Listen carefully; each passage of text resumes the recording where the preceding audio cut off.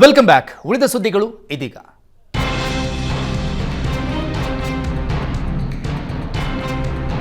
ಬೆಂಗಳೂರಿನ Rameswaram cafe bomb ಸ್ಫೋಟ ಖಂಡಿಸಿ ಬಂಟ್ವಾಳದಲ್ಲಿ ಬಿಜೆಪಿ ಕಾರ್ಯಕರ್ತರು ಪ್ರತಿಭಟಿಸಿದ್ದಾರೆ. ಬಂಟ್ವಾಳ ಮಂಡಲ ಬಿಜೆಪಿ ವತಿಯಿಂದ ಬಿಸಿ ರೋಡ್ ಫ್ಲೈಓವರ್ ಬಳಿ ಪ್ರತಿಭಟನೆ ನಡೆಸಲಾಯಿತು. ಬಾಂಬ್ ಸಂಸ್ಕೃತಿಯನ್ನ ರಕ್ಷಿಸುವ ಕಾಂಗ್ರೆಸ್ ಸರ್ಕಾರಕ್ಕೆ ಧಿಕ್ಕಾರ ಎಂಬ ಘೋಷಣೆ ಕೂಗಿ ಆಕ್ರೋಶ ಹೊರಹಾಕಿದ್ರು. ಭಯೋತ್ಪಾದಕ ಪ್ರೇಮಿ ರಾಜ್ಯ ಕಾಂಗ್ರೆಸ್ ಸರ್ಕಾರ, ಪಾಕಿಸ್ತಾನ ಪ್ರೇಮಿ ಕಾಂಗ್ರೆಸ್ ಸರ್ಕಾರ ಅಂತ ಪ್ಲೇ ಕಾರ್ಡ್ಗಳನ್ನು ಹಿಡಿದು ಘೋಷಣೆ ಕೂಗ್ತಾ ಸರ್ಕಾರದ ವಿರುದ್ಧ ಆಕ್ರೋಶ ವ್ಯಕ್ತಪಡಿಸಿದ್ದಾರೆ. ರಾಮೇಶ್ವರಂ ಕೆಫೆಯಲ್ಲಿ ನಡೆದ ಸ್ಫೋಟದಲ್ಲಿ ಗಾಯಗೊಂಡ ಗಾಯಾಳುಗಳ ಆರೋಗ್ಯವನ್ನ ಸಿಎಂ ಸಿದ್ದರಾಮಯ್ಯ ವಿಚಾರಿಸಿದರು. ಮೈಸೂರಿಂದ ನೇರವಾಗಿ ಬ್ರೂಕ್ವೆಲ್ ಫೀಲ್ಡ್ ಆಸ್ಪತ್ರೆಗೆ ಆಗಮಿಸಿದ ಸಿಎಂ ಗಾಯಾಳುಗಳನ್ನು ಭೇಟಿ ಮಾಡಿ ಆರೋಗ್ಯ ವಿಚಾರಿಸಿದರು. ಅಲ್ಲಿಂದ ನೇರವಾಗಿ ಸ್ಫೋಟ ನಡೆದ ರಾಮೇಶ್ವರಂ ಹೋಟೆಲ್ ಬಳಿ ತೆರಳಿ ಖುದ್ದು ಸ್ಥಳ ಪರಿಶೀಲನೆ ಮಾಡಿದರು. ಬಳಿಕ ಅಧಿಕಾರಿಗಳ ಜೊತೆಗೆ ಸಮಾಲೋಚನೆ ನಡೆಸಿ ಪ್ರಕರಣದ ಮಾಹಿತಿಯನ್ನು ಪಡೆದುಕೊಂಡಿದ್ದಾರೆ.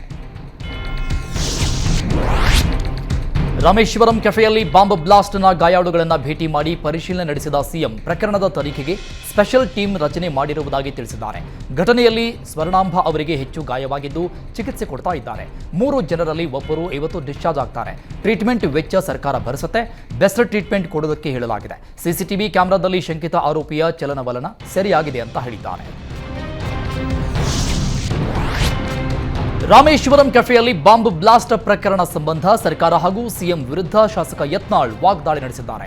ಭಯೋತ್ಪಾದನೆ ತಡೆಯೋಕೆ ಆಗದೇ ಇದ್ರೆ ವಿಧಾನಸಭೆ ವಿಸರ್ಜಿಸಿ, ಸಿಎಂ ಸಿದ್ದರಾಮಯ್ಯ ರಾಜೀನಾಮೆ ಕೊಡಲಿ ಅಂತ ಆಕ್ರೋಶ ವ್ಯಕ್ತಪಡಿಸಿದ್ದಾರೆ. ಸಿಎಂ ಗ್ಯಾರಂಟಿ ಅಂತ ಜನರ ಜೀವಕ್ಕೆ ಗ್ಯಾರಂಟಿ ಇಲ್ಲದಾಗಿದೆ. ಗ್ಯಾರಂಟಿ ಆಸೆ ಹಚ್ಚಿ ಲೋಕಸಭೆ ಗೆಲ್ತೀನಿ ಅನ್ನೋದು ಮೂರ್ಖತನ.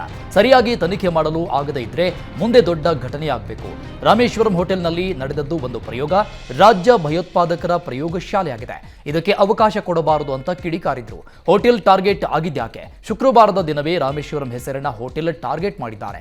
ರಾಮ ಮಂದಿರ ನಿರ್ಮಾಣ ಮಾಡಿದ ಬಳಿಕ ಹೀಗೆ ಮಾಡ್ತಾ ಇದ್ದಾರೆ. ಭಯೋತ್ಪಾದಕರ ನಾಶವಾಗುವ ಟೈಮ್ ಬಂದಿದೆ ಅಂತ ಎಚ್ಚರಿಕೆ ಕೊಟ್ಟಿದ್ದಾರೆ.